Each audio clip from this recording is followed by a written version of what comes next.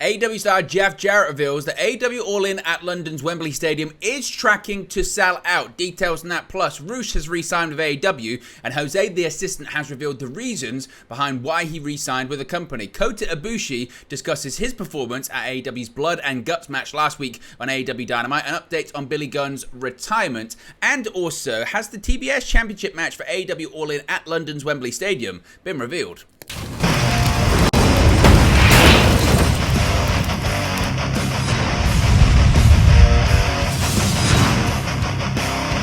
Hey guys, welcome back to Wrestling News 365. Hope everyone is doing very well. As always, there are plenty of news stories to get into in the world of All Elite Wrestling. Let's start off talking about AEW All In at London's Wembley Stadium and the possibility of every ticket being sold for the event. Now, as of this recording, AEW has yet to announce a match for its upcoming All In event at London's Wembley Stadium. Despite the lack of news, however, the company is on track to sell out the show, according to Jarrett. On the latest edition of his My World podcast, Jarrett, who works for AEW both as an on-screen talent and the director of business development behind the scenes, gave fans an update about All In and AEW's expectations for the event. Furthermore, the veteran performer will have a role to play in the lead-up to the event too. Quote, "It looks like we are still aligning things, but looks like I'm headed across the pond to do some media, some PR. The buzz is in the air. We're getting into kind of the go-home stretch. What are we? A little over a month out, and you know, it's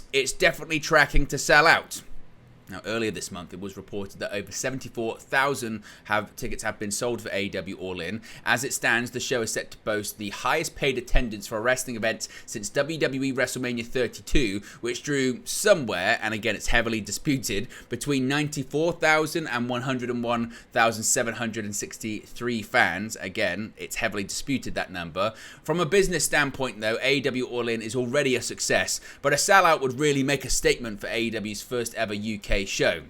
Jarrett has also stated that All In can become the UK's WrestleMania. However, at this year's WWE Money in the Bank, John Cena teased a London-based WrestleMania in 2024. It seems that both companies are going after the British market in a big way, which is good news for wrestling fans over here in the UK. So Jarrett says the event is tracking for a sellout. Do you indeed believe that the event will sell out? Do you think that London's Wembley Stadium will be filled to capacity on August 27 with over 90,000 fans, or do you think it will be less? Let me know your thoughts, your predictions, your opinions in the comment section below.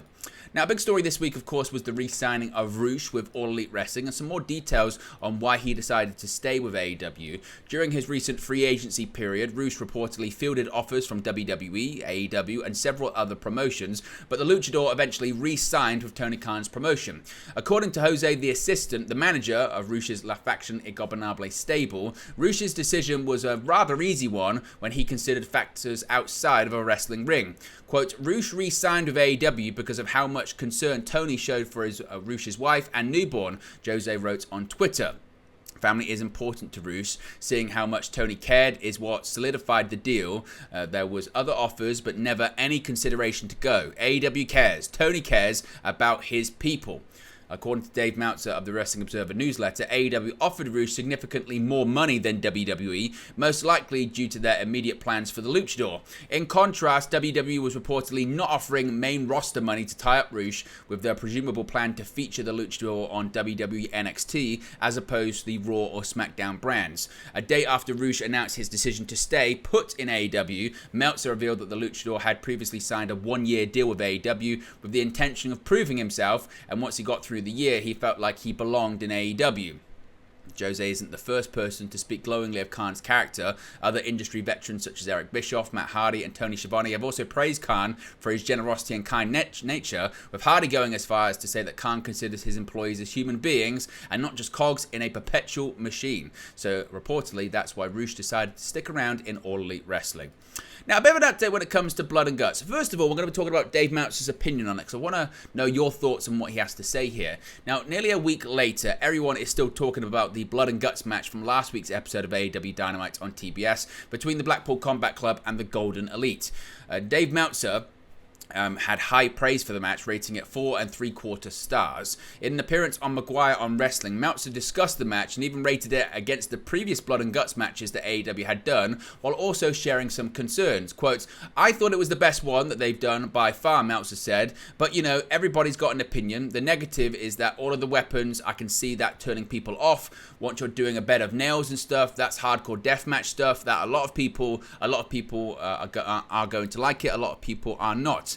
Despite the praise though, Meltzer was far more negative on some of the hardcore elements, particularly multiple spots with the bed of nails, stating it shouldn't have been included. However, he noted that those elements worked for AEW's audience and thus couldn't entirely condemn the match, even if it didn't have the staying power of past hardcore matches. Quote, "It's a different world now," Meltzer said. "Now it's commonplace. When Randy Orton did it, people remember it 20 years later. Now it's in matches and people don't even remember it. They did thumbtacks on Friday night at the Ring of Honor pay-per-view too, but that's wrestling. It's always been that way. You start a flying tackle, you end up with a triple somersault. Did the flying tackle in 1929 get more of a reaction than the triple somersault? Of course it did, because that's the evolution of wrestling. It's always going to get wilder and crazier." Do you agree with what Meltzer's saying there? Do you agree that it's the best Blood and Guts match yet, or do you disagree with that? And do you agree that there were certain elements of the match that didn't need to take place, such as the bed of nails, or is that just Meltzer being fussy and being picky? Let me know your thoughts about that. Now, a lot of people were talking about Kota Ibushi's physical appearance, his performance in the match. Of course, he made his AEW debut in it, and Kota Ibushi has now addressed criticisms surrounding his performance in the AEW Blood and Guts match, explaining why he didn't move like normal. Ibushi made his highly anticipated AEW debut on the July 19 edition of Dynamite. The former IWGP World Heavyweight Champion teamed with Kenny Omega, Hangman Page, and the Young Bucks to defeat Jon Moxley, Wheeler Yuta, Claudio Castagnoli, Konosuke Takeshita, and Pac in the company's third ever Blood and Guts match. While the match was very thrilling overall, Ibushi's performance in his first AEW outing maybe didn't live up to the expectation of some fans who were expecting the former New Japan main eventer to hit the ground running in AEW. Ibushi has now taken to Twitter, or X, depending on what you call it, to note that he didn't know there would be glass and thumbtacks in the bout ahead of time, so wore thin wrestling shoes. Explaining that he was moving like an old man because he was getting cut through the soles of his shoes, Ibushi writes, quote, "I'm home. It's my fault that I didn't know thumbtacks and glass after all this time. I have thin wrestling shoes, so it penetrated and it was just painful from the middle. I ended up moving like an old man. I'm sorry. Far from being unable to kick, both ankles were stiff. Life with a cane for the first time in my life. No, I'll be cured tomorrow." That is Kota Ibushi. Of course, that's translated from Japanese, so maybe it's not the best translation, but essentially he's suggesting that it was because thumbtacks and glass made it difficult for him to move around.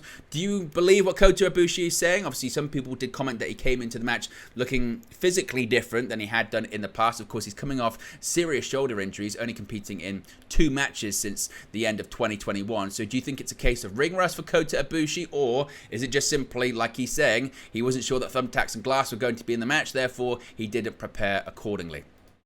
An update on Billy Gunn. Now, a new social media post may have revealed confirmation on Billy Gunn's possible AEW retirement. On the July 22nd edition of AEW Collision, House of Black defeated Daddy Ass Billy Gunn and the Acclaim to retain the AEW World Trios Championships. This was the highly anticipated rematch for Max Caster, Anthony Bowens, and Billy Gunn after coming up short against Malachi Black, Buddy Matthews, and Brody King at AEW Double or Nothing in May. Following their loss, though, on AEW Collision, Gunn tearfully removed his wrestling boots and left them in the middle of the ring, leaving the Acclaimed confused on what's next for Daddy Ass. On July 25th, Billy Gunn's wife, Paula Sopp, took to Twitter to post a photo of the WWE Hall of Famer and noted that he's enjoying his retirement. She tweeted, quote, "This is what retirement looks like at Real Billy Gunn." Of course, it remains to be seen how AEW or the Acclaimed will respond to the apparent retirement of Gunn. A lot of people, myself included, do speculate that it's most likely a work, most likely a storyline, because of course Billy Gunn took off the boots after being told something or whispered something by Malachi Black. Of course, if we get any more information about where this storyline, or again, this real life incident, where it's going, of course, we'll let you know in a future video. Finally, as of right now, there is still no matches that have been announced for AEW All In at London's Wembley Stadium, but we may know what might be one title match on the show. Ring of Honor Women's Champion Athena has called out Chris Statlander ahead of AEW All In at Wembley Stadium. Statlander currently holds the TBS Championship, defeating Jade Cargill for the gold at Double or Nothing back in May. Speaking with WrestlingNews.co, Athena named Statlander as the star she wants to face at All In on August 27. Wanting to break Statlander's face and leave London with the TBS Championship, Athena said, quote, "That's a match I've wanted for a while, even watching from home before I got signed to AEW/Ring of Honor. Statlander is that woman. She's more than a woman. Someone that my sister from another mister when I first got here. I love Chris Statlander. I would love to break her face and steal her TBS championship. Athena won her Ring of Honor Women's Championship from Mercedes Martinez at Ring of Honor Final Battle in December of 2022. She most recently defended her gold against Willow Nightingale in the main event of Death Before Dishonor on July 21st. Statlander put her TBS title on the line that same night, defeating Marina Shafir on AEW Rampage. So possibly this could be a match that takes place at All In. Is that a match that you would like to see? Let me know your thoughts about that too in the comment section below. But there you go, guys. It's the latest AEW news for you. Be sure to smash a like on the like button. Be sure to subscribe bottom right hand corner. As always, let me know your thoughts in the comment section below, and I'll speak to you again very, very soon. Hey guys, thank you for watching, listening, streaming, or however you come across this video today. Be sure to click on the video on the right there to watch our next video, or click the bottom there to subscribe, or the bottom right hand corner. Thank you very much, and I'll speak to you again very soon.